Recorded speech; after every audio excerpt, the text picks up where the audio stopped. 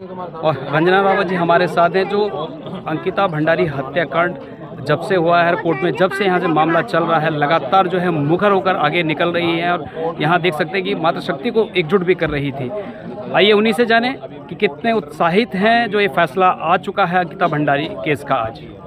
क्या लग रहा है आपको? मैं उत्साहित हूँ, खुश नहीं हूँ मैं जिस तरीके से फैसला आया है और इन्होंने उम्र कैद की सज़ा सुनाई है। हम चाह रहे थे कि फांसी की सज़ा हो और कहीं ना कहीं हमें बहुत दुख है और अब आगे जाके शायद से हाई कोर्ट सुप्रीम कोर्ट तक भी पहुँचेंगे इनके माता पिता और हम उनका पूरा साथ देंगे।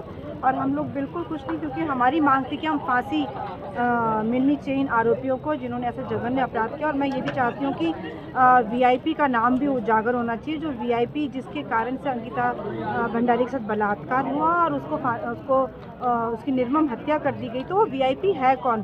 तो सबसे पहले जो मेन कारण है वीआईपी का नाम उजागर होना चाहिए। और बड़ा दुर्भाग्य की बात है कि आज ही इनका भाजपा का जो प्रदेश अध्यक्ष यहाँ पहुँचा हुआ है वो अगर उनको पता था, वो बड़े उससे डाल रहे हैं कि हमने अंकिता भंडारी को न्याय दिला दिया। तो आज ही आपके यहाँ पे अगर अंकिता भंडारी को न्याय मिल रहा था तो आपका भाजपा अध्यक्ष यहाँ पे मीटिंग दे रहा है। तो ये आप क्या करना चाह रहे हो कोटद्वार की जनता को? हम चाह रहे थे कि सारी जनता यहाँ पे आए और आपने लोगों को डाइवर्ट किया है। तो कहीं ना कहीं अब सुनने में ये भी आ रहा है कि मोदी जी का सिंदूर भी बटने वाला है।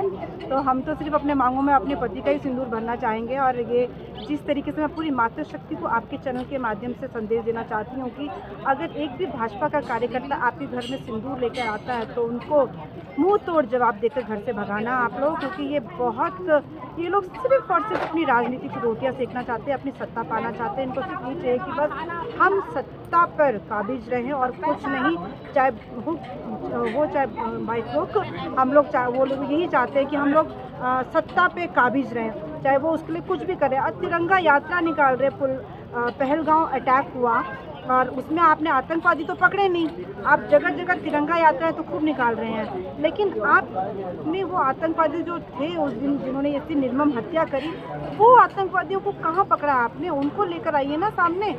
आप कह रहे हैं कि हमने मिशन सिंदूर किया है, तो मिशन सिंदूर में जो हमारी जो सेना अधिकारी थी कुरैशी, आप उनके लिए तो खूब वाहवाही कर रहे हैं, लेकिन आप ही के नेता लोग उन पे बोल रहे हैं कि ये पाकिस्तान की बेटी है, उसने जवाब दिया पाकिस्तान को। तो ये पता नहीं आप लोग का क्या क्राइटेरिया है, क्या है? बस सिर्फ और सिर्फ सत्ता के लिए आप लोगों को बरगला रहे हैं, लोगों का यूज़ कर रहे हैं।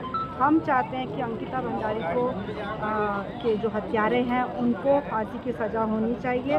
और आने वाले समय पे अब हम लोग एक बैठक करेंगे, उसमें देखेंगे कि क्या आगे हमको कदम उठाना है इसके लिए, फांसी की सज़ा के लिए। आप थी रंजना रावत जो कह रहे हैं कि अंकिता का जो फैसला तो आ चुका है, लेकिन अंकिता के साथ भी पूर्ण न्याय नहीं हुआ है। जब तक फांसी की सज़ा उसको आरोपियों को नहीं हो पाती है तब तक वो चैन से नहीं बैठेगी। और साथ साथ में एक आह्वान भी उन्होंने किया है कि जो मोदी जी जो घर घर सिंदूर बांटने का जो कार्यक्रम होना है, उन्होंने कहा कि हम अपने पति के नाम का ही सिंदूर लगाएंगे, जो सिंदूर हमारे घर पर है। इस प्रकार से जो है वो प्रोटेस्ट कर रही हैं, इस प्रकार से वो आगे आ रही हैं और सभी से आह्वान भी कर रही हैं।